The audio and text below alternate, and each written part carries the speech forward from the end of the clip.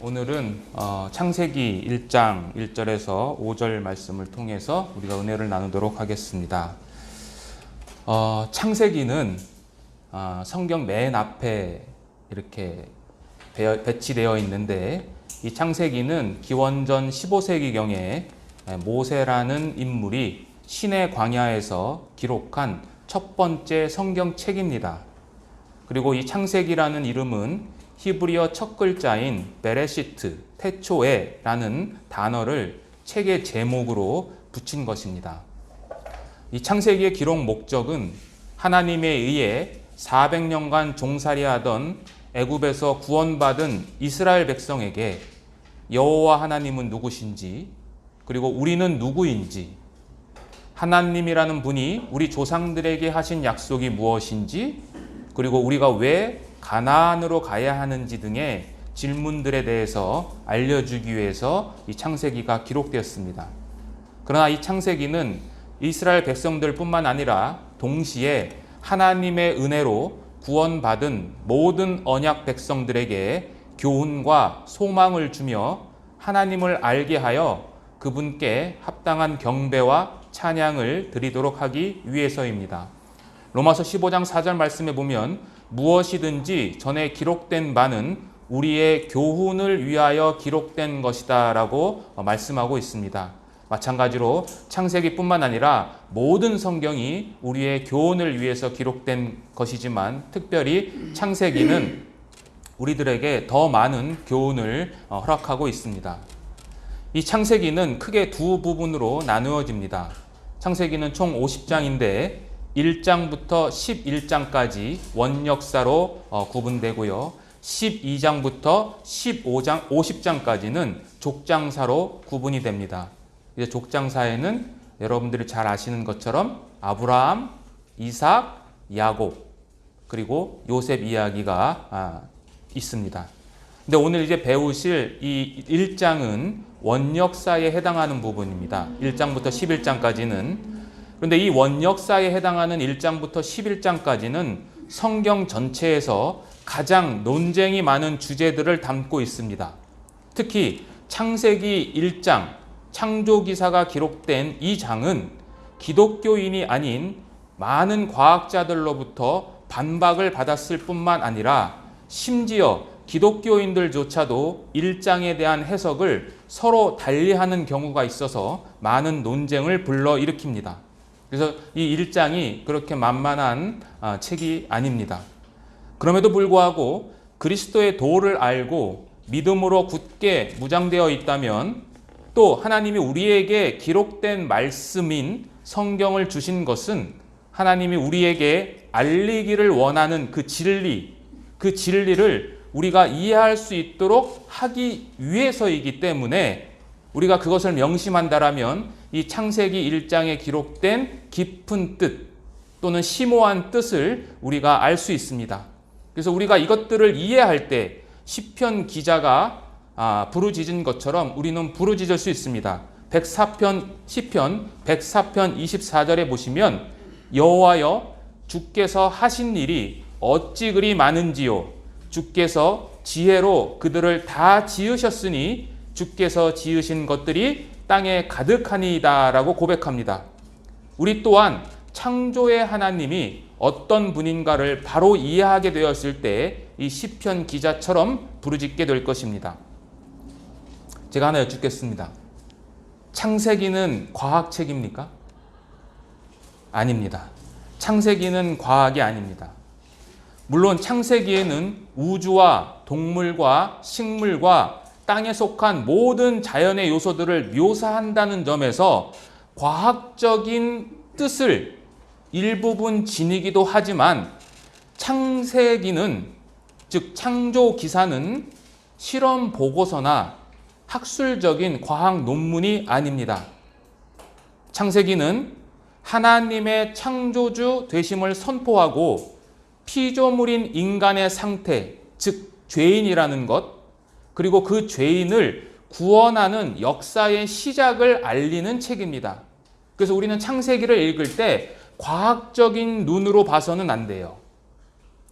여러분들 갈릴레오 갈릴레이라는 과학자 잘 아시죠? 그분이 뭐라고 했냐면 성경은 이 천계가 어떻게 운행되는지가 아니라 어떻게 천국에 가는지를 우리에게 가르쳐주는 책이다라고 했어요. 이 말씀이 저는 아멘으로 다가왔습니다. 따라서 이 창세기는 믿음의 눈으로서 우리는 이 창세기를 읽고 이해할 때 우리에게 하나님의 부요하심을 알 수 있습니다.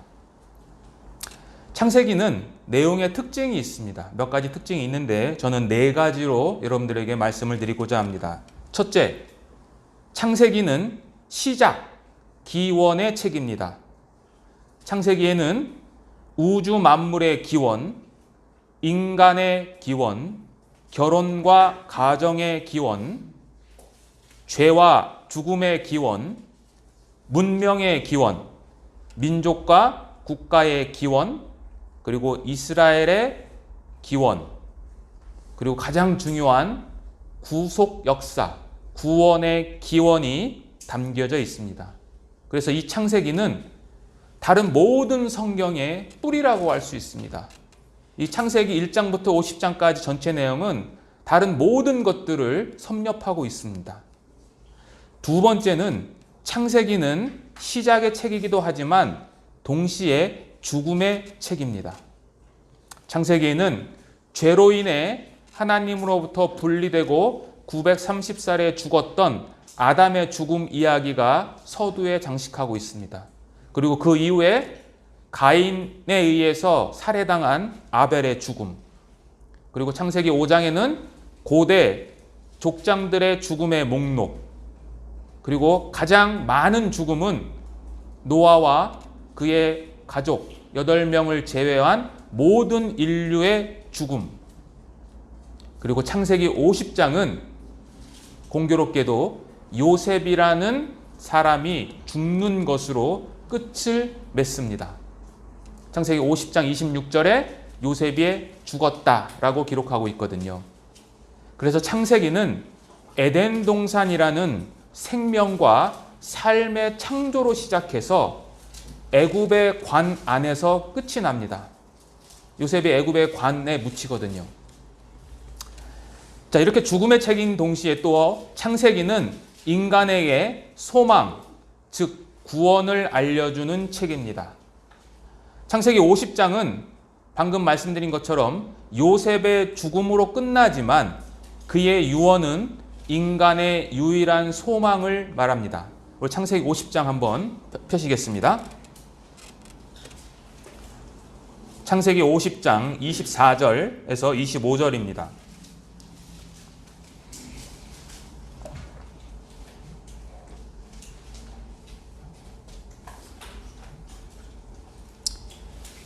제가 읽겠습니다. 요셉이 그의 형제들에게 이르되 나는 죽을 것이나 하나님이 당신들을 돌보시고 당신들을 이 땅에서 인도하여 내사 아브라함과 이삭과 야곱에게 맹세하신 땅에 이르게 하시리라 하고, 요셉이 또 이스라엘 자손에게 맹세시켜 이르기를 하나님이 반드시 당신들을 돌보시리니 당신들은 여기서 내 해골을 메고 올라가겠다 하라 하였더라. 요셉은 자신의 임종 가운데에서도 하나님에 대한 이야기를 2번이나 합니다. 24절과 25절에 하나님이 반드시 당신들을 돌보시고 인도할 테니까 당신들이 이 땅에서 나가서 가나안 땅에 갈 때 내 해골, 죽은 해골을 메고 올라가라고 합니다. 즉 인간에게 유일한 소망은 누구죠? 하나님이십니다. 그 하나님에 대한 간증을 요셉은 자기의 임종 때 한 거고, 그 유일한 소망에 대한 이야기가 창세기 50장 마지막 절에 기록하고 있다는 겁니다. 이 요셉은 죽을 때에 50장 26절에 보면 애굽의 방식대로 향재료를 넣고 만들었습니다. 이 말은 애굽은 죽은 사람의 시신을, 특히 고위직은, 왕과 같은 고위직들은 어떻게 했죠? 방부제 처리를 해서 미이라로 만들었습니다. 여기서 향재료를 넣었다는 말이 바로 미이라 처리를 했다는 거죠. 그렇다면 요셉의 시신이 썩었을까요? 썩지 않았을까요? 예, 그대로 보존됩니다. 이 그대로 보존된 요셉의 시신이 이 요셉이 원했던 말처럼 그 이후에 400년이 지나서 가나안 땅에 들어가는데 그 400년이 지난 후에 썩지 않는 모습으로 가나안 땅으로 들어갔습니다. 이것은 우리에게 영적인 의미를 주는 겁니다. 우리는 죽지만 죽지 않습니다. 우리는 썩지만 썩지 않습니다. 고린도전서 15장 51절에서 53절에 보면 보라 내가 너희에게 비밀을 말하노니 우리가 다 잠잘 것이 아니요 마지막 나팔에 순식간에 호련히 다 변화되리니 나팔 소리가 나매 죽은 자들이 썩지 아니할 것으로 다시 살아나고 우리도 변화되리라. 이 썩을 것이 반드시 썩지 아니할 것을 입겠고 이 죽을 것이 죽지함을 입으리로다. 바로 이 요셉의 모습은 우리에게 보여주는 의미는 우리 역시 썩지 않고 가나안이라고 하는 그 천국으로 입성할 것이라는 것을 우리에게 이야기합니다. 또한 이 창세기가 소망의 책이라고 의미하는 바는 창세기에는 중심 인물이 총 8명이 있습니다. 중심 인물.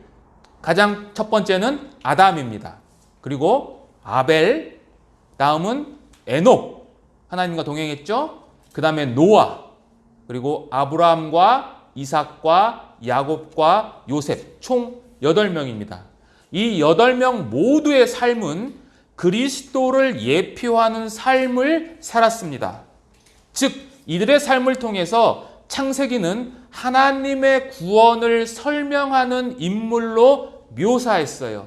즉 중요 인물들이 전부 다 이 하나님의 구원에 대해서 인간의 소망에 대해서 예표하는 삶을 살았다는 점에서 창세기는 인간의 소망, 구원을 알려주는 책이라는 특징이 있습니다. 마지막입니다. 창세기는 모든 성경에 서론 역할을 하는 책입니다. 창세기는 서론의 역할을 하기 때문에 창세기부터 시작해서 요한계시록까지는 어떻게 전개되냐면 점진적으로 전개됩니다. 마치 우리가 바닷가에 이 새벽에 가면 태양이 이 지평선 너머에서 태양이 보입니까? 안 보입니까? 보이진 않지만 태양의 빛이 검붉게 비치면서 이제 시간이 흐르면서 찬란한 태양이 비춰지죠. 그런 것처럼 창세기는 바로 그러한 역할을 하는 겁니다. 그리고 그러한 계시가 점점 발전하고 확대되어서 요한계시록에 가서 찬란하게 빛나게 됩니다. 그러나 창세기는 서론의 역할을 하고 있지만 동시에 결론을 암시하고 있습니다. 이것은 모든 책의 서론이 결론을 암시하고 있고 결론은 그 서론의 내용을 완성하는 것과 비슷합니다. 여러분들 서점에 가서 책을 고를 때 서론 보시고 그리고 목차 보시고 결론을 보시면 대충 이 책이 어떻게 흘러가겠다라는 것을 짐작할 수 있습니다. 마찬가지로 이 성경 역시 창세기 서론을 읽고 요한계시록을 읽으면 성경이 이러한 흐름 가운데 전개된다는 것을 충분히 알 수 있습니다. 제가 몇 가지 예를 드리겠습니다. 창세기 2장 9절에서 10절 한번 보겠습니다.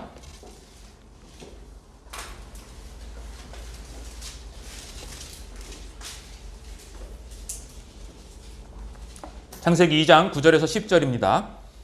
여호와 하나님이 그 땅에서 보기에 아름답고 먹기에 좋은 나무가 나게 하시니 동산 가운데는 생명나무와 선악을 알게 하는 나무도 있더라. 강이 에덴에서 흘러나와 동산을 적시고 거기서부터 갈라져 내 근원이 되었으니. 여기 동산이 나오고 그 다음에 강이 나오고 그 다음에 생명나무와 선악을 알게 하는 나무가 등장을 하죠. 자, 요한계시록 가시겠습니다. 요한계시록 22장입니다. 요한계시록 22장은 20장과 22장, 또 19장은 몇 번 찾아볼 테니까 줄을 넣어 두시고요. 요한계시록 22장 1절에서 2절입니다. 맨 마지막 장입니다. 요한계시록 1절에서 2절입니다. 같이 한번 읽어볼까요? 또 그가 수정같이 맑은 생명수의 강을 내게 보이니 하나님과 및 어린 양의 보호자로부터 나와서 길 가운데로 흐르더라. 강 좌우에 생명나무가 있어 12가지 열매를 맺되 달마다 그 열매를 맺고 그 나무 잎사귀들은 만국을 치료하기 위하여 있더라. 서론격인 창세기에 등장하는 강, 그 다음에 열매의 나무, 이런 것들이 계시록 22장에서도 등장을 하죠. 근데 창세기에는 나오지만 요한계시록에는 나오지 않는 그 나무가 있습니다. 뭐가 안 나오죠? 예, 선악을 알게 하는 나무는 등장하지 않습니다. 즉 성경은 하나님께서 어떻게 죄인인 우리들을 선악과가 없는 것으로 나아가게 하는가에 대한 이야기입니다. 즉 생명과만이 있는 그곳으로 하나님은 우리를 구원하셔서 그리로 밀어 올리시는 거예요. 또 창세기 3장 10절에 보시면, 찾지 않겠습니다. 창세기 3장 10절은. 창세기 3장 10절은 아담과 하와가 죄를 짓고 나서 첫 번째 자기들이 한 일이 뭐죠? 숨었죠. 왜 숨었어요? 왜 부끄러웠죠? 예, 내가 벗었으므로 두려워하여 숨었습니다. 그러니까 창세기는 옷이 벗겨진 상태였는데 계시록은 어떻게 되냐면, 계시록 19장 보겠습니다.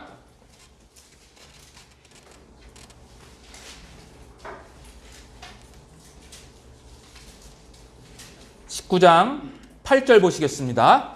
8절 같이 한번 읽어볼까요? 그에게 빛나고 깨끗한 세마포 옷을 입도록 허락하셨으니 이 세마포 옷은 성도들의 옳은 행실이로다 하더라. 예, 즉 성경은 벌거벗은 인간을 어떻게 하나님께서 빛나고 깨끗한 세마포 옷으로 입히시는가를 보여주는 겁니다. 결론이에요. 이게 벌거벗음에서 옷 입혀주심으로. 또 창세기 2장 24절에는 찾지 않겠습니다. 제가 읽겠습니다.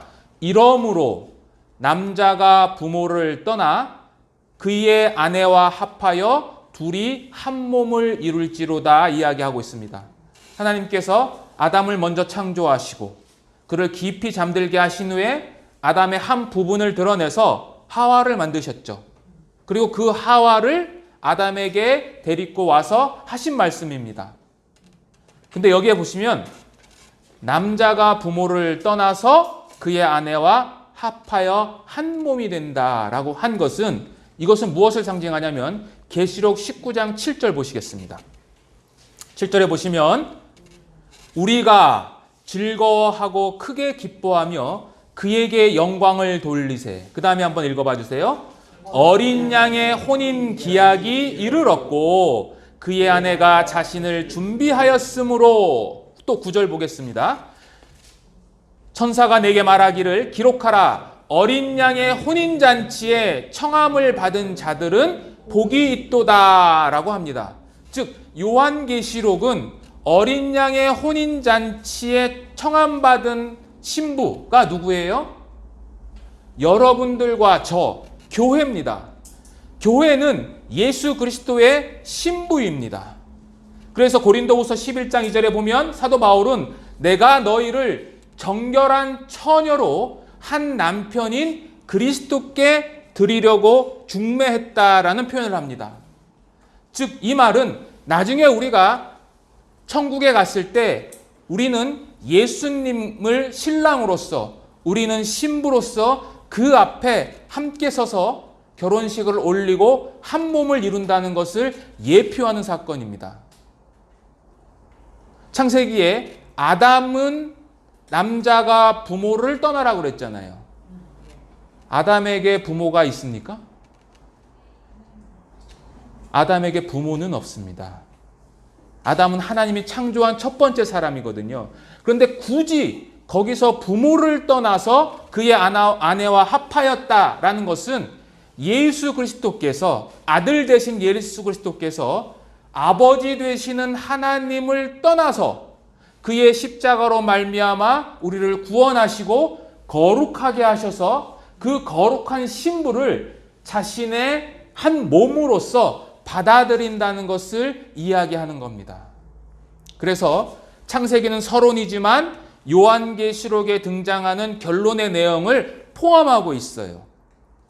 그래서 창세기는요, 선악과가 없는 곳으로 가는 방법, 성경은요, 그리고 벌거벗음에서 세마포로 입혀지게 되는 방법, 마지막으로 그리스도의 신부가 되는 방법을 알려주는 건데, 그 모든 것은 단 하나, 예수 그리스도를 믿는 믿음을 통해서만 가능하다라는 이야기입니다.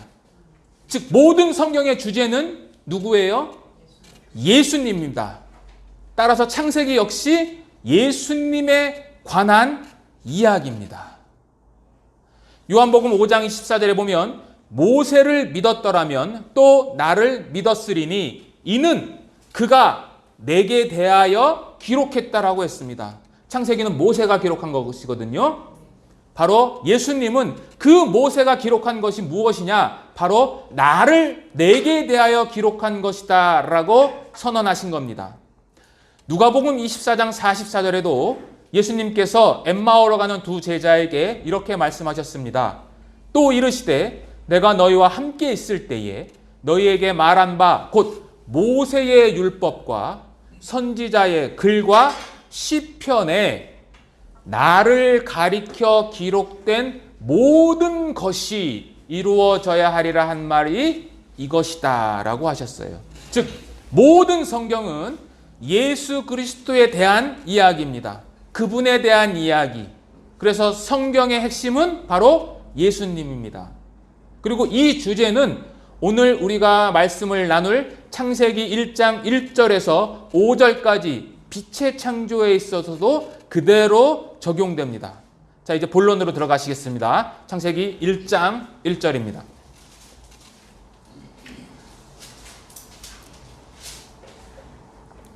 창세기 1장 1절 같이 한번 읽어보겠습니다.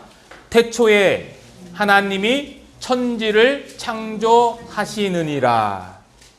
히브리어 7단어로 구성된 이 창세기 1장 1절은 창세기 1장과 2장에 기록된 천지 창조의 이야기의 전체를 집약하는 표제 또는 제목과도 같은 역할을 합니다. 여기서 태초는 6일 창조 전체를 가리키는 것입니다.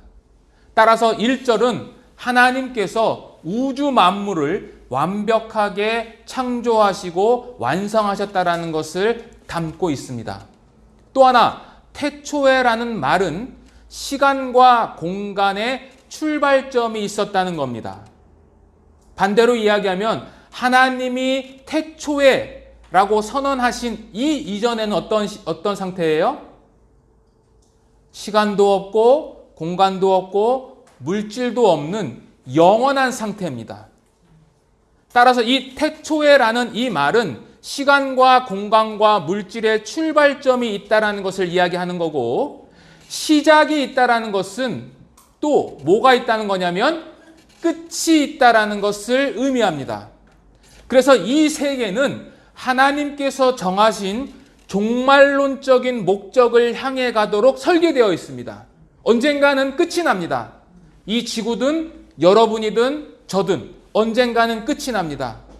그러나 구원받은 백성, 하나님의 언약 백성은 그 끝 종말로 인해서 좌절하지 않습니다.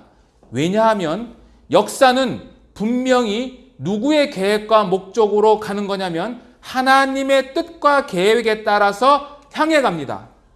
또한 그분과 연합된 자는 완전하고 불멸하는 세상으로의 귀환을 보장받았기 때문에 우리는 끝이 있어도 두려워하지 않습니다.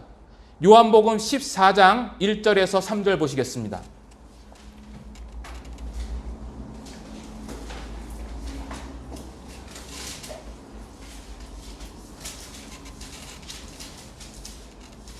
요한복음 14장 1절에서 3절 제가 읽겠습니다.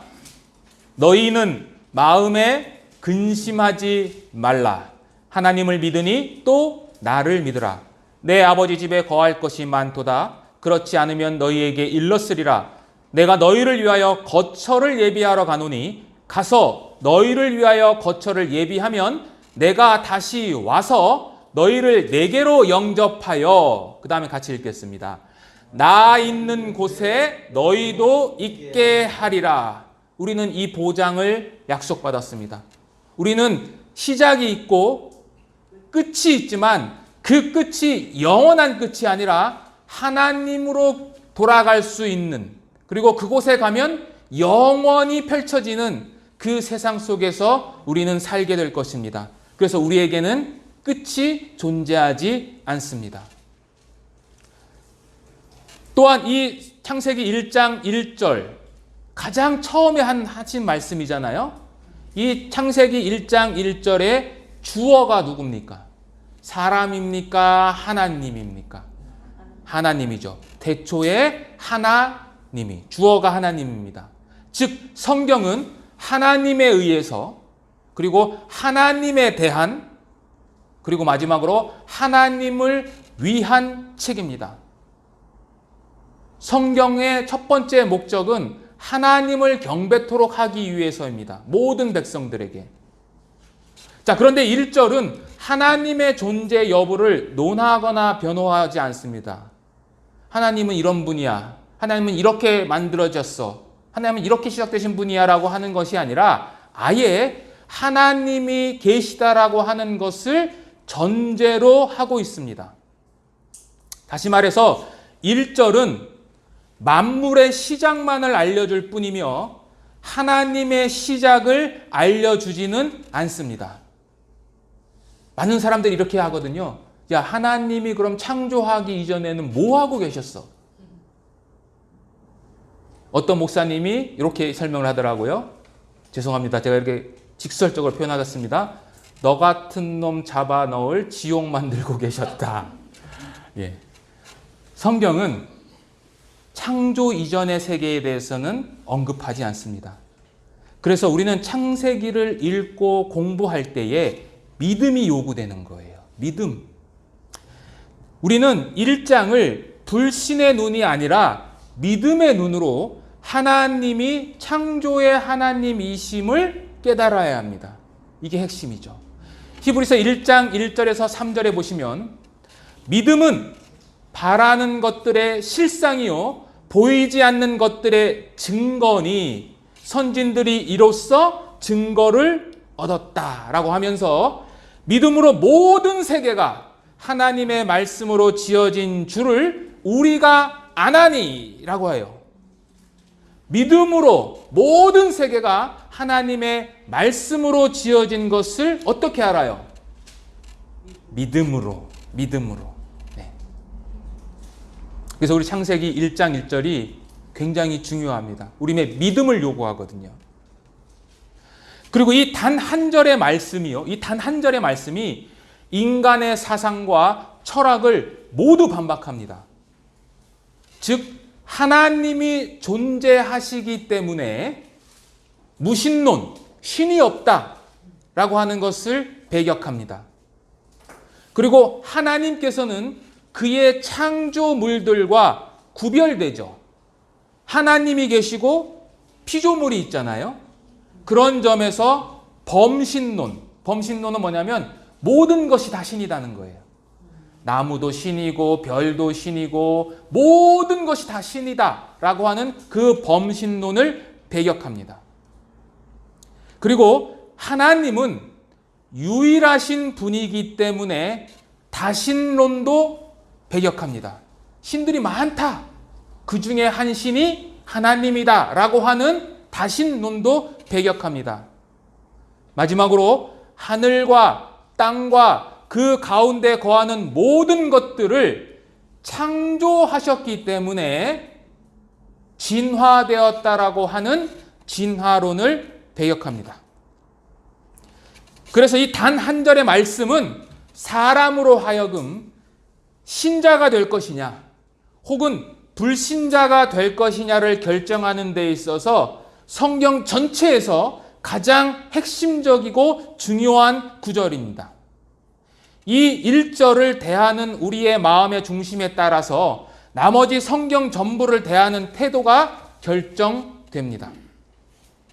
비록 7개의 단어로 구성된 짧은 구절이지만 하나님의 절대적인 진리는 이 말씀을 믿는다라면 다른 나머지 부분의 말씀을 받아들이는 데에는 전혀 문제가 없습니다. 하나님 창조, 창세기 1장 1절의 창조는 여러 가지 특징을 갖고 있는데 첫 번째 특징은 무로부터의 창조입니다. 무. 창세기 1장 1절에 창조하시니라 라고 하는 이 히브리어 동사 바라라고 하는 이 동사는 주로 아무것도 없는 것에서 무언가를 만들어낼 때 묘사됩니다. 자, 모든 인간은 뭔가를 창조해냅니까? 아니면 그것을 변형시켜서 다른 것들을 도출해내는 겁니까? 예, 영어로 하면 make죠. 뭔가 있는 것으로부터 새로운 것을 변형시키는 것에 불과하지 결코 인간은 아무것도 없는 상태에서 무언가를 만들어낼 수 없습니다. 이게 바로 하나님 창조의 첫 번째 특징이에요. 무로부터의 창조. 이 바라라는 이 동사는 성경 전체에서 인간을 주어로 사용한 적이 없고 오직 하나님에 대해서만 사용되었습니다.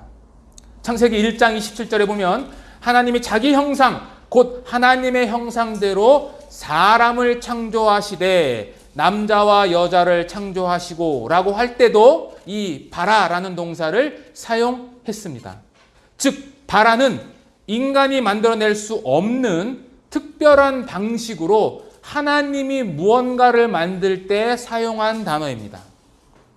창세기에는 이 바라라는 말 단어 이외에도 만들다라는 뜻을 가진 아사라는 이 동사가 사용됐는데 이 아사라는 동사는 유에서 유를 만들어낼 때, 그러니까 있는 것으로부터 있는 것을 만들어낼 때 이 아사라는 단어를 사용했습니다. 근데 이 하나님의 무로부터의 창조가 그 무가 뭐냐? 바로 하나님의 말씀으로만 창조했다는 겁니다. 하나님의 말씀. 창세기 1장에는 하나님이 이르시되, 즉 하나님이 말씀하시되 라는 구절이 총 9번이 등장합니다. 3절과 6절, 9절, 11절, 14절, 20절, 24절, 26절, 29절. 즉 그분은 어떤 것을 의지하거나 또 협력해서가 아니라 오직 자신 안에 있는 그분의 능력 안에서 모든 것을 창조했습니다. 하나님이 이르시되, 그리고 그 끝 구절이 뭐냐면 그대로 되니라. 하나님이 이르시되 그대로 되니라. 무로부터의 창조입니다. 자, 두 번째, 이 하나님의 창조의 특징은 삼위일체 하나님의 공동사역이라는 겁니다. 창세기 1장 1절에 보면 하나님이라고 하는 이 단어는 히브리어로는 복수형입니다. 즉 우리식으로 번역을 하면 태초에 하나님들이 이라고 묘사되어 있습니다. 이 하나님들이라고 하는 이 복수형 명사는 의미상으로는, 단어는 복수형이지만 의미상으로는 단수로 사용됩니다. 그것을 어떻게 하냐면 히브리어는요, 명사가 복수면은 그것을 받는 동사도 복수여만 해요. 그러니까 복수인 명사는 복수를 받아야 되는데 단수를 받을 수가 없습니다. 그런데 바라라고 하는 이 창조하셨다라는 이 동사는 단수입니다. 그래서 학자들은 이것을 무엇이라고 하냐면 존엄의 복수다 즉 유일하신 하나님의 위엄과 권능과 장엄함을 함축하는 의미로서 하나님들이라고 하는 것을 사용했다라고 이야기를 합니다. 물론 일부 사람들은 이 엘로힘이라고 하는 이 복수형이 성부, 성자, 성령 삼위일체를 가리키는 의미도 담고 있다라고 하지만 그것은 조금 소극적인 해석이고 적극적인 해석은 좀 전에 제가 말씀드린 존엄의 복수 형태를 가진다는 겁니다. 창세기 1장에는 엘로힘이라고 하는 이 단어가 총 32회 언급되어 있고 구약 성경 전체에서는 2500번이나 사용됩니다. 따라서 성경은 하나님으로 시작해서 하나님으로 끝을 맺고 있습니다. 그리고 성경의 맨 마지막 구절인 요한계시록 22장 21절은 이렇게 끝을 맺습니다. 주 예수의 은혜가 모든 자들에게 있을지어다. 예수 그리스도 성자 하나님에 대한 이야기로 끝을 맺고 있습니다. 그러면 창조는 성자 하나님만 하셨냐? 그렇지 않습니다. 아니, 성부 하나님만 하신 것이 아니라 성자 하나님, 누구죠? 예수님도 이 창조 사역에 함께 동참하셨습니다. 그것은 어디에 있냐면 신약 성경에 있습니다. 신약 성경 한 군데만 찾아보겠습니다. 골로새서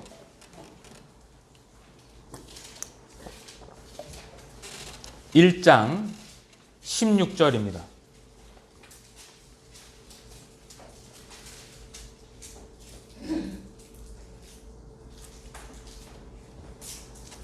골로새서 1장 16절 같이 한번 읽어보겠습니다. 그에게서 창조되되 하늘과 땅에서 보이는 것들과 보이지 않는 것들과 혹은 왕권들이나 주권들이나 통치자들이나 권세들이나 만물이 다 그로 말미암고 그를 위하여 창조되었고, 만물이 예수님에 의해서 창조되었는데 창조된 목적이 뭐라고요? 예수님을 위해서 창조되었다라고 이야기를 합니다. 그래서 이 창조 사역에는 성부 하나님, 그리고 성자 하나님, 그리고 마지막으로 성령 하나님도 함께 동참하셨습니다. 신약 성경과 구약 성경에서 성령 하나님이 창조 사역을 하셨다라고 하는 직접적으로 묘사하는 구절은 없습니다. 그러나 성령님이 관여하셨다라는 암시들을 보여주는 구절들은 여러 군데에 있는데 대표적인 구절이 오늘 본문 말씀에 있습니다. 창세기 1장 다시 돌아가겠습니다.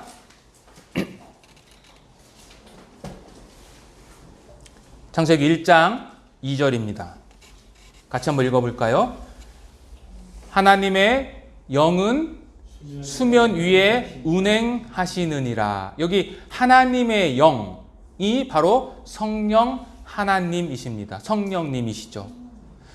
이 하나님의 영이라고 하는 이 영이라는 히브리어 단어는 직역을 하면 바람입니다. 바람. 그래서 루하흐라는 이 단어를 쓰는데 이 성경에서 루하흐라는 이 단어는 문맥에 따라서 때로는 바람으로 이렇게 번역될 때도 있고 또 문맥에 따라서 이 루하흐를 성령님으로 번역할 때도 있는데 창세기 1장 2절은 성령님으로 번역하는 것이 맞고 우리 한글 성경도 그것에 따라서 하나님의 영, 성령님으로 번역하신 겁니다. 시편 104편 30절에도 주께서 주의 영을 보내어 그들을 창조하셨다라고 말씀하고 있습니다. 거기서도 루하흐, 주께서 그의 바람을 보냈다가 아니라 그의 주의 성령님을 보내서 창조하셨다라고 이야기를 하고 있습니다. 운행한다라고 하는 이 히브리어 단어는 라카프인데요. 이 단어는 구약에서 단 2번 사용되었습니다. 오늘 본문 말씀인 창세기 1장 2절 그리고 신명기서 32장 11절에 기록되어 있는데 이 라카프라는 이 단어는 어떤 의미냐면요. 닭이 자기가 낳은 알을 이렇게 품어서 있는 모습을 이야기합니다. 닭이 알을 품는다는 것은 무엇을 이야기하는 거죠? 예, 새끼를 낳기 위해서 하는 거죠. 마치 성령님께서 이 온 우주 만물들을 낳기 위해서 이렇게 감싸고 있는 모습으로 표현한 것입니다. 그래서 첫 번째 창조 때에 성령님이 생명을 주시는 분이듯이 새로운 창조, 즉 죄로 인해서 죽은 우리들을 새롭게 창조하실 때도 누가 관여하시냐면 성령님이 관여하십니다. 그 말씀이 어디에 있죠? 요한복음 3장 5절. 사람이 물과 성령으로 거듭나지 아니하면 하나님 나라에 들어갈 수 없다. 중생, 새 창조, 구원받기 위해서는 누가 필요하다? 바로 성령님께서 역사하셔야 된다는 겁니다. 즉, 두 번째 특징은 삼위일체 하나님이 이 천지를 만드셨다라는 것이죠. 자, 세 번째입니다.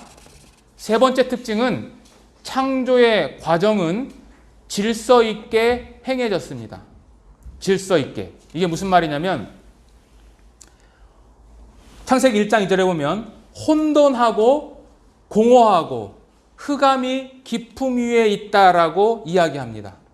여기서 혼돈이라고 하는 이 단어는 무슨 뜻이냐면은 공허하다, 텅 비어 있다라는 의미를 담고 있습니다. 형태가 없다. 그리고 공허하다라고 하는 것은 비어 있다라고 이야기를 하는 거예요. 즉 최초의 하나님께서 이 우주 만물을 창조하시기 전에는, 그러니까 첫째 날 빛이 있으라 하기 전까지는 이 지구가 어떠한 상태였냐면 형태도 없고 그리고 그곳에 아무것도 없는 상태를 의미합니다. 그런데 이러한 상태에서 하나님은 자신의 뜻에 따라서 논리적이고 단계적으로 창조하십니다. 즉 혼돈의 상태에서 질서의 상태, 카오스의 상태에서 코스모스의 상태, 질서의 상태로 하나님은 만들어 가십니다. 그걸 어떻게 만들어 가시냐? 우선 선언하십니다. 하나님이 이르시되, 그리고 명령하십니다. 빛이 있으라. 있으라라는 명령을 하십니다. 그 있으라라는 명령과 함께 분리가 일어납니다. 그래서 빛과 어두움, 물과 물, 궁창 위의 물과 궁창 아래의 물, 바다와 땅, 그리고 물고기와 새 등 이렇게 분리가 일어납니다. 그리고 분리된 것을 하나님이 이름을 붙입니다. 명명을 하는 거예요. 성경에서 이름을 부여한다라는 것은 내가 너의 주인이다라는 것을 말하는 겁니다. 그리고 마지막으로 하나님이 평가하십니다. 하나님이 보시기에 좋았더라. 이러한 구조를 통해서 보여주는 건데요.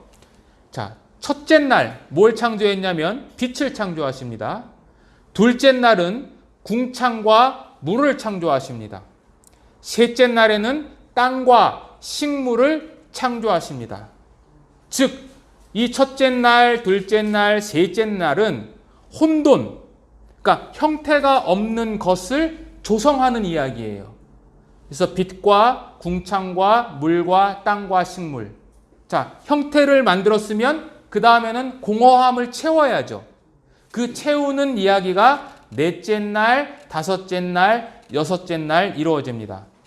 첫째 날 빛이 창조된 것처럼 넷째 날에는 그것을 채우는 광명들, 빛과 해와 달들이 창조됩니다. 그리고 둘째 날 궁창과 물을 채우기 위해서 다섯째 날에는 새와 물고기를 창조하십니다. 그리고 셋째 날 땅과 식물을 창조하신 것을 채우기 위해서 여섯째 날에는 동물과 인간을 창조하십니다. 이렇게 하나님은 질서 있게 창조하세요. 그리고 마지막 일곱째 날 뭐라고 이야기하시죠? 하나님이 안식하셨다. 하셨다라고 기록하고 있습니다. 창세기 2장 2절에서 3절입니다. 한번 보시겠습니다.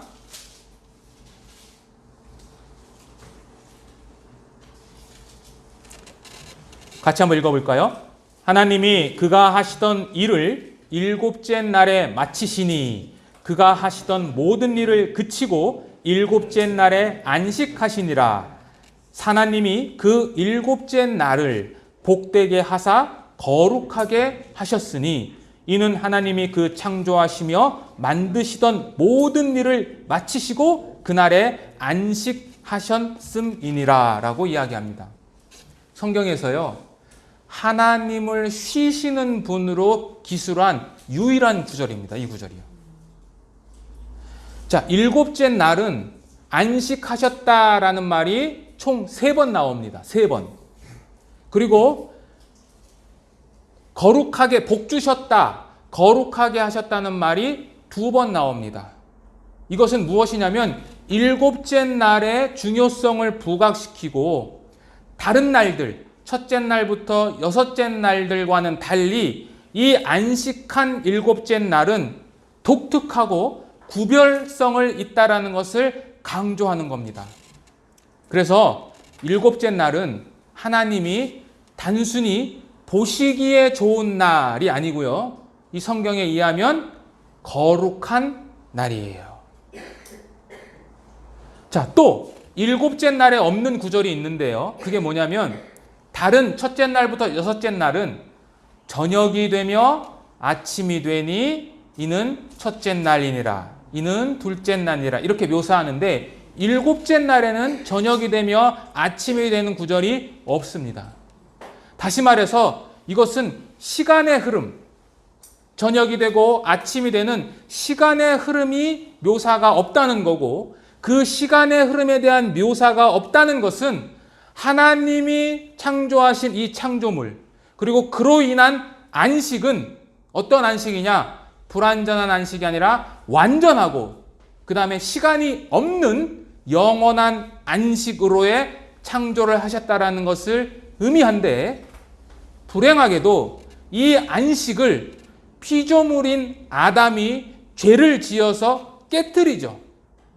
그래서 죄가 세상에 들어오고 그 죄가 세상에 들어온 이후로 하나님은 뭐 하세요?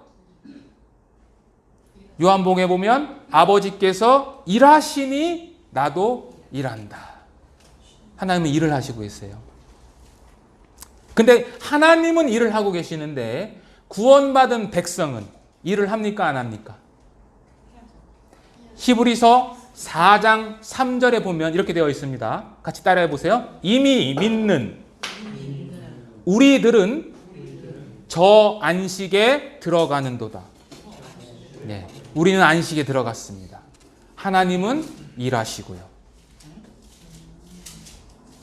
자, 창세기 1장 1절에는 이러한 의미를 담고 있습니다. 자, 2절 가시겠습니다. 본문 2절입니다. 2절 제가 그냥 읽겠습니다.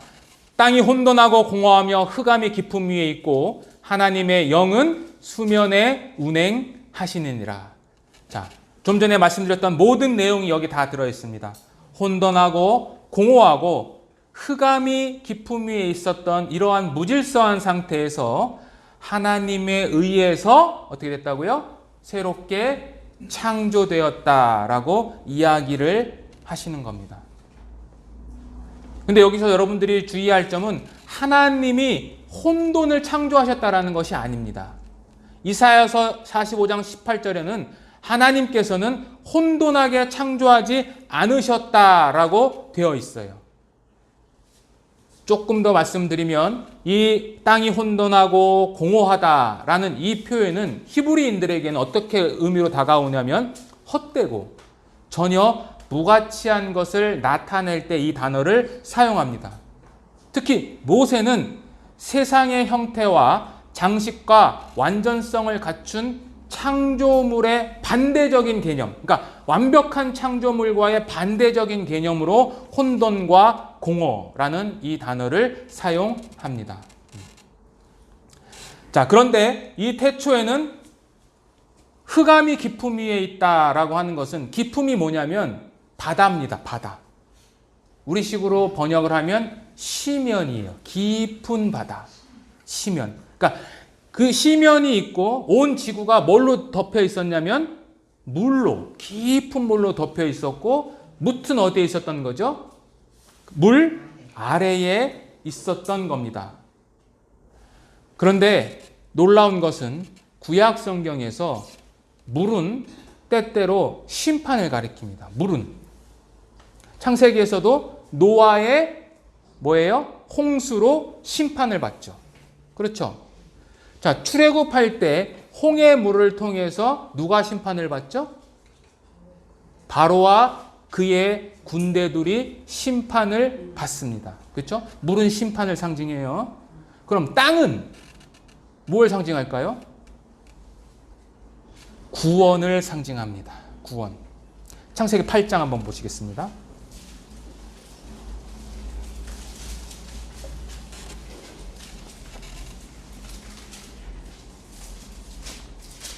창세기 8장 14절에서 16절입니다. 같이 한번 읽어볼까요? 둘째 달 21의 날에 땅이 말랐더라. 하나님이 노아에게 말씀하여 이르시되 너는 내 아내와 내 아들들과 내 며느리들과 함께 방주에서 나오고 땅이 말랐더라. 그리고 어떻게 하라고요? 방주에서 나와라. 구원을 상징해요. 출애굽기 14장 보시겠습니다. 출애굽기 14장 21절입니다.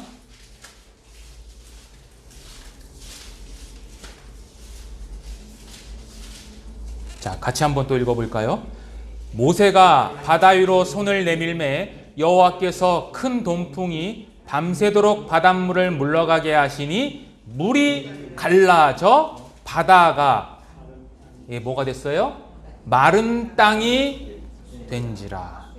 굳이 마른 땅이라고 하는 것을 없어도 되는데 하나님은 모세를 통해서 마른 땅이라는 이 단어를 기록하셨다는 거죠. 즉 마른 땅은 구원을 상징해요. 그래서 이 창세기 1장에 있는 여러 가지 의미 중에 하나가 뭐냐면 바로 우리를 심판으로부터 하나님이 구원하신다라는 의미도 담고 있습니다. 자, 지금까지 말씀드린 것을 다시 정리를 하면 이처럼 혼돈하고 공허하고 흑암으로 덮여있던 곳에 드디어 하나님께서 말씀하시고 새롭게 만드십니다. 그게 3절에서 5절입니다. 창세기 다시 가시겠습니다. 3절 5절 제가 읽겠습니다. 하나님이 이르시되 빛이 있으라 하시니 빛이 있었고 빛이 하나님이 보시기에 좋았더라. 하나님이 빛과 어두움을 나누사 하나님이 빛을 낮이라 부르시고 어두움을 밤이라 부르시니라. 저녁이 되고 아침이 되니 이는 첫째 날이니라. 하나님이 이르시되 앞선에 말씀드린 것처럼 창조의 수단입니다. 말씀이 창조의 수단이에요. 즉 하나님의 말씀은 공허하지가 않습니다. 그분으로부터 나오는 모든 말씀은 우리에게 새로운 창조 또는 우리에게 새로운 영혼의 양식이 됩니다. 그런데 하나님께서 이러한 혼돈하고 공허하고 흑암으로 덮여있던 곳에서 가장 먼저 말씀을 통해서 존재하게 하신 것이 뭐냐면 빛입니다. 빛. 이 빛은 흑암에 쌓여있던 세상을 즉시 바꾸었습니다. 다시 말해서 하나님은 빛을 통해서 이 세상을 어둠과 분리시키셨습니다. 분리시키셨어요. 이 빛이 있으라라고 하는 이 히브리어 단어는 두 단어입니다. 두 단어. 예히, 오르. 있으라, 빛. 오르가 빛이거든요. 그 단 두 단어로만 말씀을 하셨고 나머지 모든 3절부터 5절에 있는 모든 구절은 하나님께서 직접 말씀하신 것이 아니라 저자인 모세가 부록으로 덧붙인 말이에요. 그러니까 사람의 말보다 누구의 말이 더 짧아요? 하나님이 직접적으로 하신 말씀이 더 짧지만 그 하나님의 말씀이 더 중요하죠. 왜요? 그분의 말씀이 없으면 빛이 창조되지 않기 때문입니다. 이어서 제가 질문 드리겠습니다. 여기서 말하는 빛은 무엇일까요? 예수님입니다. 자, 왜냐하면 빛은 뭐냐면 발광체죠. 발광체. 근데 발광체는 이 창조의 첫째 날부터 여섯째 날 동안 언제 창조되냐면 넷째 날에 창조됩니다. 창세기 1장 14절에서 16절입니다. 하나님이 이르시되 하늘의 궁창에 광명체들이 있어 낮과 밤을 나뉘게 하고 그것들로 징조와 계절과 날과 해를 이루게 하라. 또 광명체들이 하늘의 궁창에 있어 땅을 비추려 하시니 그대로 되니라. 하나님이 두 큰 광명체를 만드사 큰 광명체로 낮을 주관하게 하시고 작은 광명체로 밤을 주관하게 하시며. 그러니까 14절에 나오는 광명체는 별들을 말하는 거고 마지막에 나오는 두 광명체는 하나는 태양이요 하나는 달을 가리키는 겁니다. 즉 이 빛은 태양이 아니에요. 자, 이 히브리어 오르라는 이 빛이라고 하는 이 번역한 이 오르라는 단어는 발광체라는 뜻도 있지만 때로는 에너지원 또는 하나님의 능력을 의미하는 단어로서도 사용됩니다. 더군다나 이스라라고 하는 이 단어는 하야라는 단어를 사용했는데 이 단어가 어디에 등장하는 단어냐면 출애굽기 3장 14절에 모세가 하나님 당신의 이름이 무엇입니까? 당신 누구십니까? 라고 할 때 하나님 뭐라고 하시냐면 나는 스스로 있는 자다 라고 하나님의 능력을 나타내시는 말을 할 때 사용된 그 단어 하야가 사용이 되었습니다. 즉 이 빛은 그냥 일반적인 빛이 아니라 하나님의 능력이 함께하는 우리는 알지 못하는 능력의 빛입니다. 어거스틴은 이 빛을 신적 은사와 신적 능력을 나타내는 영적인 빛으로 해석을 했고요. 랍비들 역시 하나님의 찬란한 영광 혹은 그의 임재에서 비롯된 것으로 해석을 했습니다. 그러니까 이 빛은 우리가 아는 물질적인 빛이 아닌 거죠. 빛 자체가 신적인 것은 아니에요. 여러분들 혼돈하시면 안 됩니다. 빛이 신적인 것이 아니라 이 빛이 비유적으로 우리들에게 생명과 구원과 그리고 하나님의 임재에 대해서 은유적으로 사용한다는 거예요. 이러한 사용법들은 구약성경 여러 곳에 등장을 합니다. 하나님의 생명, 하나님의 구원, 하나님의 임재에 대해서 빛이 사용된 예가 여러 군데 있는데 한 군데는 출애굽기에 나옵니다. 출애굽기 10장에 보면 하나님이 애굽에 흑암 심판을 내렸을 때에 이스라엘이 거하는 곳은 뭐가 있었어요? 빛, 광명이 있었어요. 즉 구원과 생명을 상징하는 거죠. 그리고 이스라엘이 이 광야에 다닐 때 밤에 뭐가 있었어요? 불기둥, 빛이 있었죠. 그 빛은 무엇을 상징해요? 그들의 보호하심과 하나님의 임재하심을 상징하는 겁니다. 또 성소에도 등을 항상 켜놓으라고 했잖아요. 하나님께서. 유대인들은 분명히 그게 무슨 뜻인지를 알았을 거예요. 우리 역시 마찬가지로 그 불은 꺼지지 않는 하나님의 임재하심을 상징하는 빛입니다. 그래서 이 빛은 우리가 일반적으로 생각하는 그 빛이 아닙니다. 자, 그럼 이제 결론으로서 이 창세기 1장 1절부터 5절까지 기록된 첫 번째 창조, 빛의 창조와 그리스도에 대해서 제가 몇 가지 말씀을 드리도록 하겠습니다. 자, 이 첫째 날의 창조 사건과 그리스도와의 삶, 그리고 우리와 밀접한 연관이 있습니다. 자, 첫 번째는 뭐냐면 창세기 1장 2절에 있는 말씀처럼 무질서한 상태를 묘사한다는 겁니다. 혼돈과 공허와 흑암. 이것은 누구를 상징하냐? 예레미야 4장 보시겠습니다.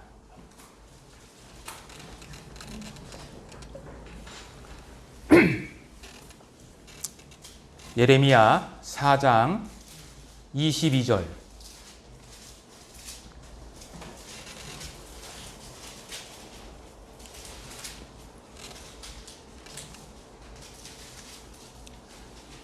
(22절) (23절) 제가 천천히 읽겠습니다. 내 백성은 나를 알지 못하는 어리석은 자요 지각이 없는 미련한 자식이라. 악을 행하기에는 지각이 있으나 선을 행하기에는 무지하도다. 하나님, 이스라엘 백성들이 죄를 짓고 있다라고 이야기를 하는 거죠.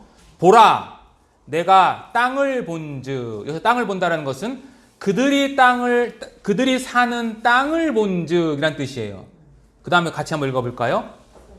혼돈하고 공허하며 하늘에는 빛이 없으며. 그러니까 혼돈과 공허와 흑암은 무질서한 죄인의 상태. 좀 더 넓게 이야기하면 모든 인간의 상태가 바로 이렇다라는 겁니다. 에베소서 4장 18절입니다. 신약성경.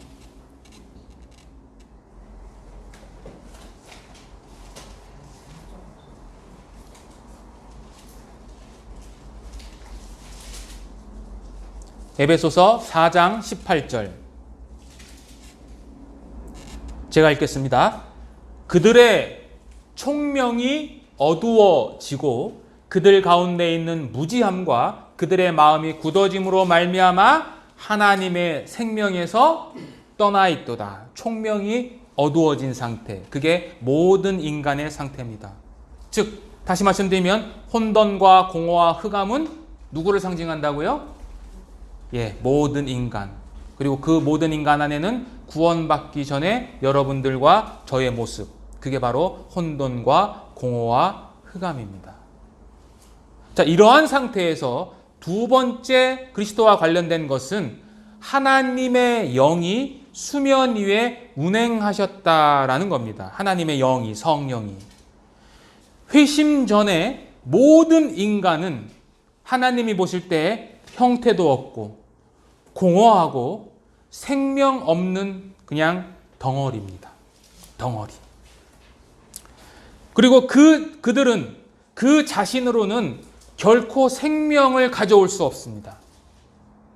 물 아래 있던 그 묻은 스스로 드러날 수가 없어요. 하나님의 말씀이 있으셔야 하는 거죠.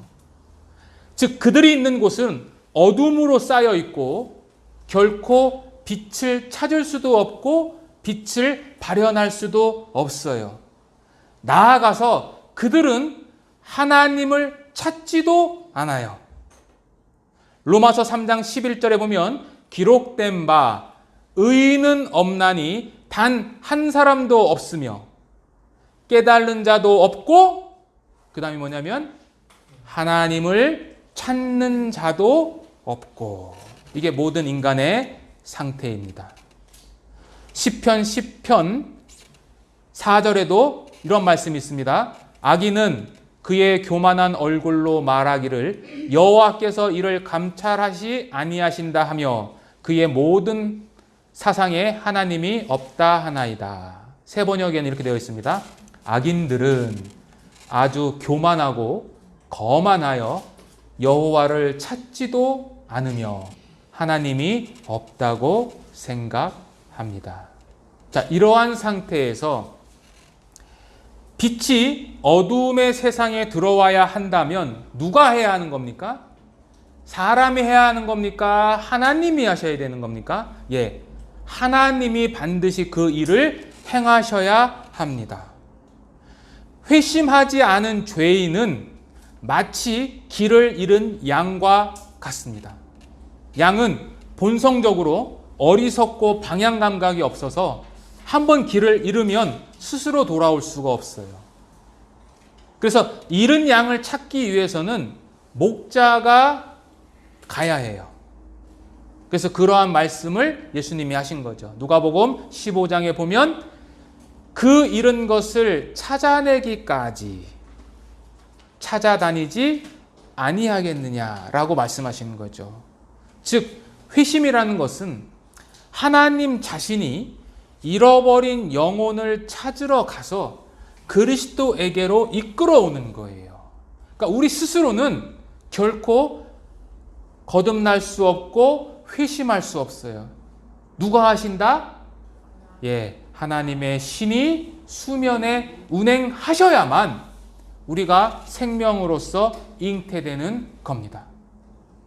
그래서 요한복음 6장 44절에는 이렇게 이야기합니다. 나를 보내신 아버지께서 이끌지 아니하면 아무라도 내게 올 수 없다. 하나님이 이끄셔야 그리스도에게로 갑니다.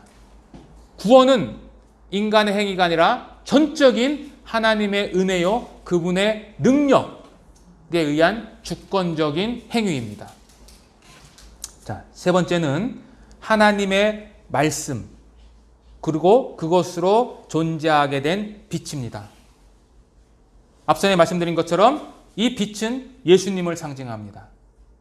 근데 우리가 조금 더 성경을 좀 찾아보면 신약 성경에 예수님을 빛으로 그리고 예수님을 말씀으로 묘사한 신약 성경이 있습니다. 그게 어디죠? 요한복음이죠. 요한복음. 여러분들 혹시 요한복음 1장 1절이 어떠한 단어로 시작되는지 아십니까?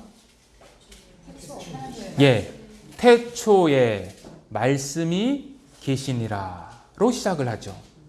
사도 요한은 이 창세기 1장 1절에 기록된 이 태초라는 그 단어를 그대로 차용을 해서 이제 예수님께서 이 땅에 오셨고 빛으로서 그분께서 마치 구약에 있는 하나님이 7일 동안 창조를 하신 것처럼 예수님께서도 빛으로 오셔서 새로운 창조를 하고 계셨다라는 것을 말하고 싶은 거예요. 물론 요한복음 1장 1절에 있는 태초는 창세기 1장 1절에 있는 태초와 보다도 더 앞선 태초입니다. 그러니까 영원을 이야기하는 거예요.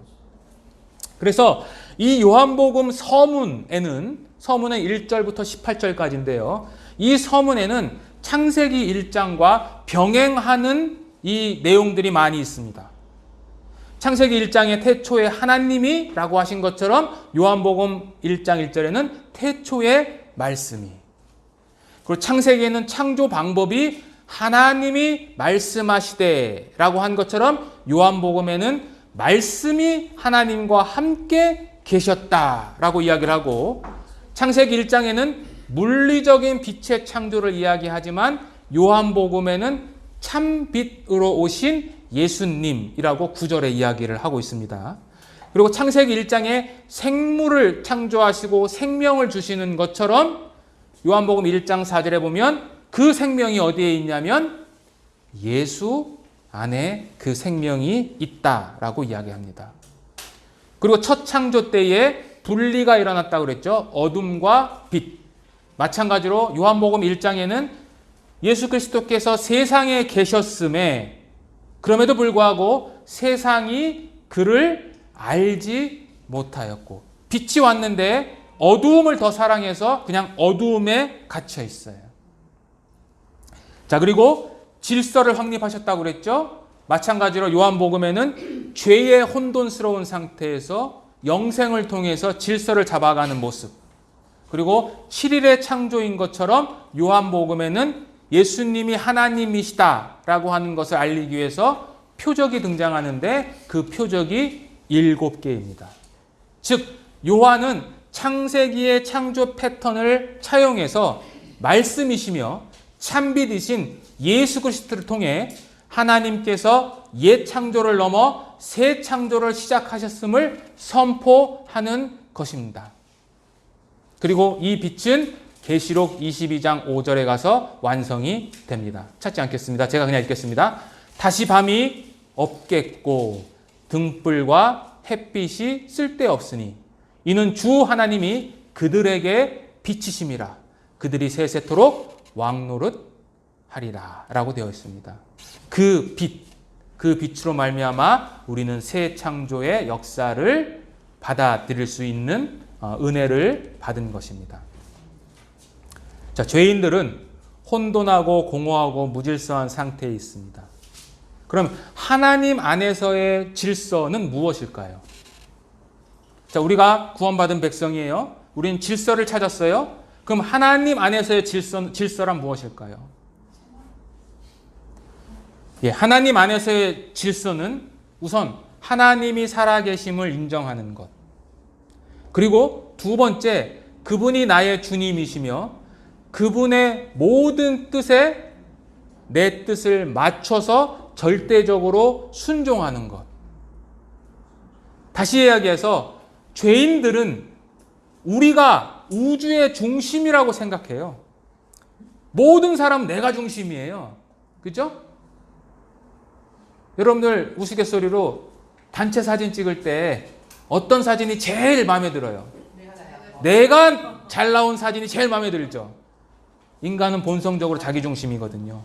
그런데 이 자기중심적인 무질서한 상태에서 빛을 통해서 하나님의 백성이 된 자들은 이제는 내 중심이 아니라 하나님 중심으로 살아가는 것, 그것이 하나님의 질서 안에서 살아가는 것이에요.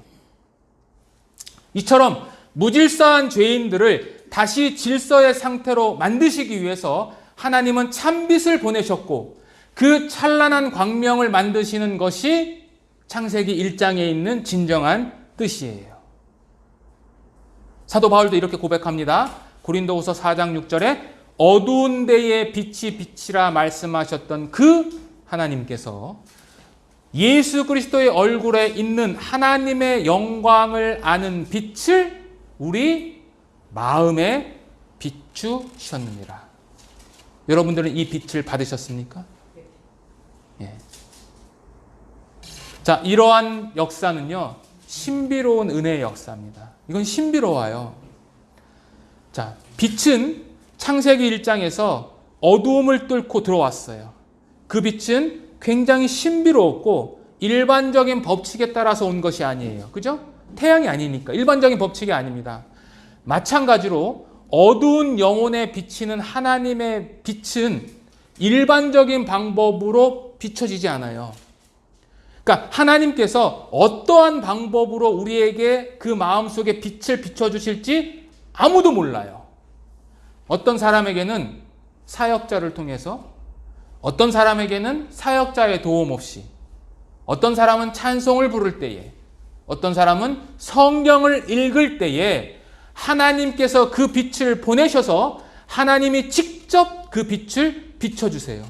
그리고 그 비춤으로 말미암아 하나님께서는 어두움을 제거하시고 지금까지 쌓여있던 그 막막한 지성을 밝히셔서 주님께 속한 비밀을 알게 하세요.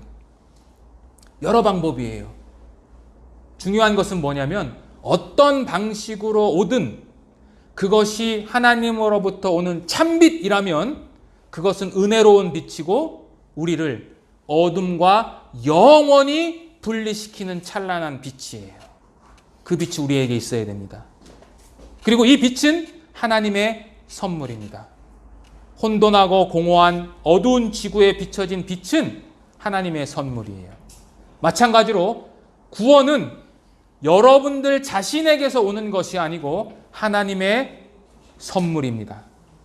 죄인들에게 은혜의 선물로서 예수님의 빛이 오는 것은 공허하고 무질서한 삶을 사는 사람이 살아계신 그리스도에게 인도되었다라면 그것은 하나님께서 홀로 일으키신 절대적인 능력에 의해서 일어난 거예요.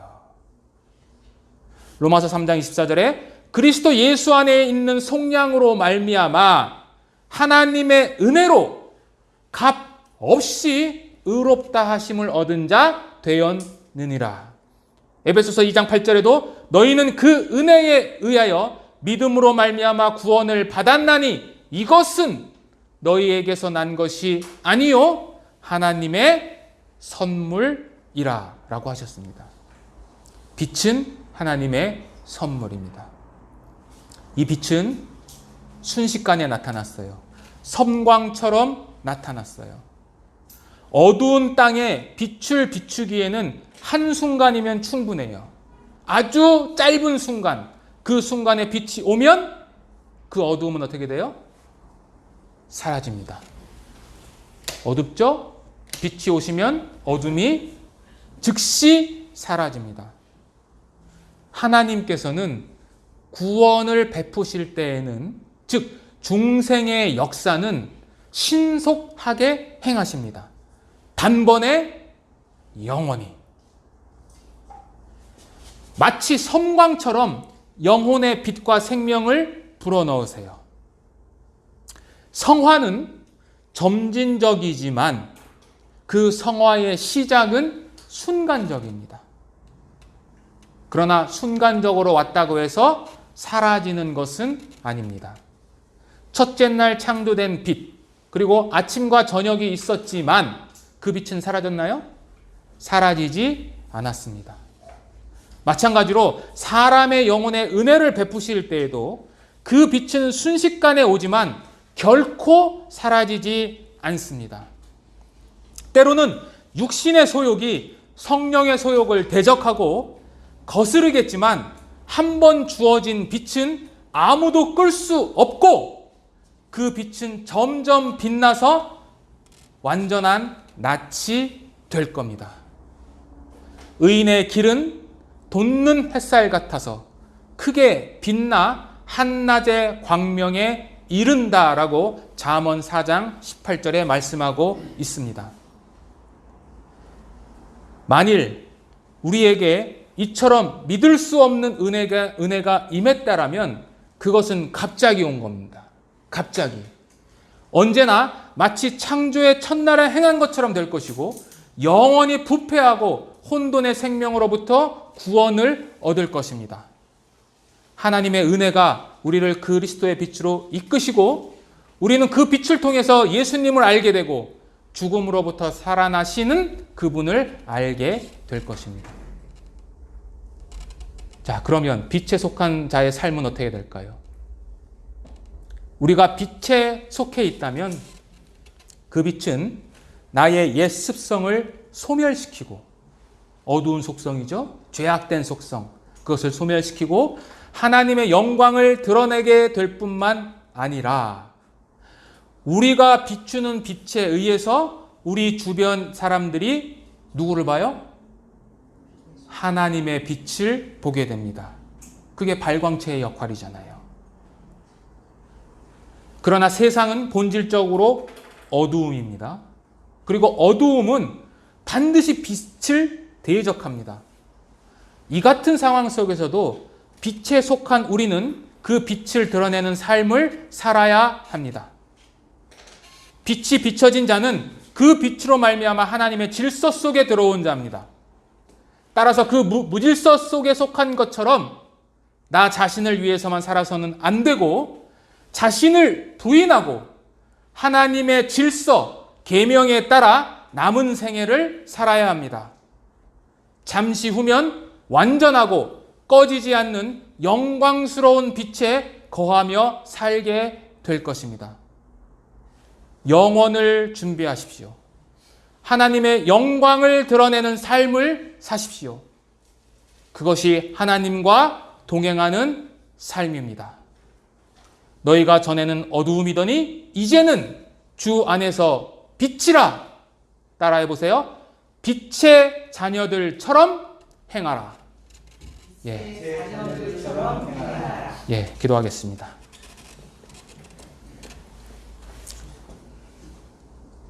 은혜로우신 하나님 아버지 감사합니다. 오늘 저희들이 창세기 1장 1절에서 5절에 기록된 빛의 창조의 말씀을 함께 나누었습니다. 이 빛이 단순히 첫 창조를 밝힌 것뿐만 아니라 참빛이신 예수 그리스도께서 우리에게 비춰주셔서 우리가 새로운 창조자의 모습으로 우리가 변화되었다는 것을 알았습니다. 하나님 아버지, 우리의 남은 생애가 이 빛을 드러내는 삶을 살기를 원합니다. 우리가 하나님의 뜻에 순종하고 그 하나님의 뜻에 따라서 남은 생애를 살게 하여 주시기를 원합니다. 이제 얼마 남지 않는 우리의 생애가 잠시 후면 주님을 뵙게 될 것입니다. 그때에 우리는 영원히 사라지지 않는 하나님의 영광스러운 빛에 우리는 둘러싸여 남은 생애를 살 줄을 믿습니다. 하나님 아버지, 우리가 부족하고 연약하지만 항상 하나님께서 우리를 인도하여 주시고 빛된 삶을 살 수 있도록 능력과 지혜를 허락하여 주시기를 바라면서 이 모든 말씀 우리의 주인 되시고 참빛 되시는 예수님의 이름으로 감사하며 기도드렸습니다. 아멘.